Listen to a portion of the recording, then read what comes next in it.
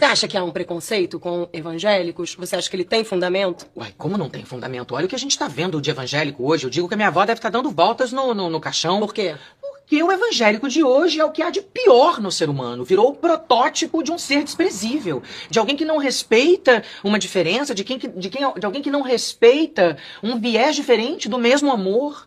Que se apropria da fé do outro pra... Não, que não respeita a fé do outro e que virou agora uma indústria política. Que não tem nada a ver. Então a minha avó deve estar chorando lágrimas de sangue, deve estar muito orgulhosa de mim, que tenho um senso crítico, que tô vendo que isso não é nada do que eu aprendi com a minha avó e dentro da igreja, e que faz muito mais sentido nós estarmos, nós no caso, eu e todas as eus aqui dentro de dentro, estarmos reverenciando e celebrando algo que faça sentido, que respeite a natureza, os seres humanos, a diversidade... E que pregue o amor, que pra mim religião é isso. Deus pra mim é amor. Seja os diferentes nomes que ele possa ter. Mas aí acho que você tá generalizando um pouquinho todos os evangélicos. Talvez seja algumas correntes, né? Mais radicais. Lá vem o povo falando, ai, mas ela está generalizando. Gente, quando a gente generaliza, normalmente, se a pessoa que tá falando não é uma pessoa leviana, eu não sou, a pessoa tá falando de dados do IBGE. Né? Ah, é porque os homens são todos uns desgraçados. Não tô falando do nosso amigo aqui, né? Mas quando você olha os dados, a gente tá falando da maioria. Então a gente pode generalizar. Porque enquanto for a maioria, enquanto os números forem a maioria, a gente pode generalizar. E a maioria dos evangélicos hoje, de tudo que a gente vê na televisão, é uma raça que, de amor, de Deus, de Jesus Cristo, não tem nada. Que não E caguei pra vocês. Porque eu tenho lugar de fala, eu sou evangélica. Achou ruim? Come menos. Ou ele tem que encher meu saco. Ai, adoro. gente, maravilhosa. Adoro, dou resposta, bloqueio, acabo com a vida. Você é crente e você ficou chocado ou chateado com o que ela falou? Entenda uma coisa. Ninguém dá o que não tem. Dá uma olhada nesse vídeo. Meu pai abriu a mão da sua paternidade.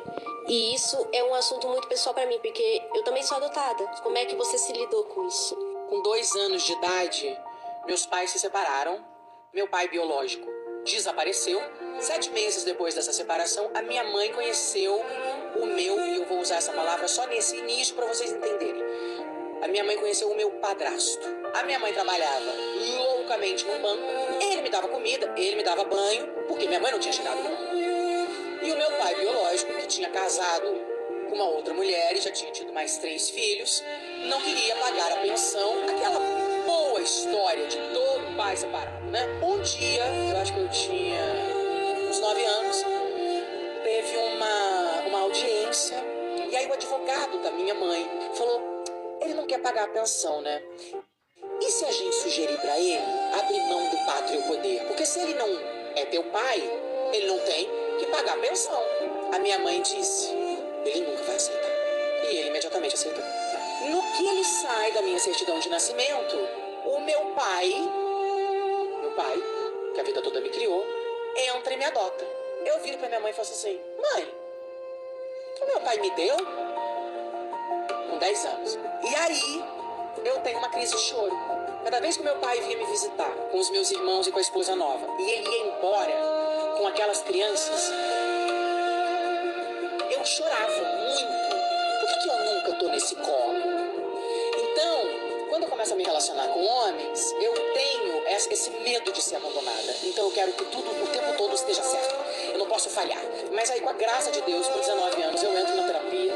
E aí, com 29, eu entro na psicanálise. E eu, com a graça de Deus, pego esse trauma e toda a cagada que meu pai biológico fez e sai no xixi.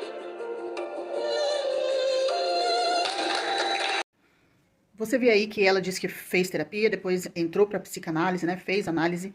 E ela deve ter, sim, dissolvido alguns traumas, mas o comportamento da Luana Piovani, ao longo de toda a vida dela, principalmente agora na vida adulta, é notório que ela tem ainda muitas questões a serem resolvidas. Ou seja, não é o fato de você fazer terapia, não é o fato de você fazer a análise que você vai realmente ter mudança. Assim como o evangelho, muitas vezes a pessoa, ela aceita Cristo, ela vai para a igreja, mas o evangelho, ele tem que mudar os seus frutos, ele tem que surtir efeito, ele tem que mudar o teu caráter, para que você tenha um caráter de Cristo, assim como a terapia também, ela precisa dar frutos.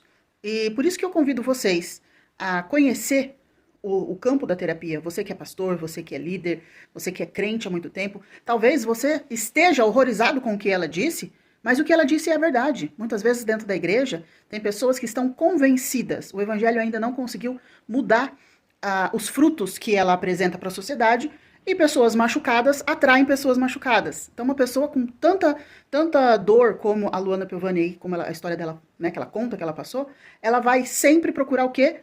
Lugares, pessoas e situações que vão validar as dores que ela tem, tá? Por isso eu convido vocês, venham para terapia, venham para o treinamento ou venham para a mentoria Ministério em Fúria, que é específico para pastores, para líderes ou para crente há muito tempo. Dê frutos e tenha um ministério de resposta.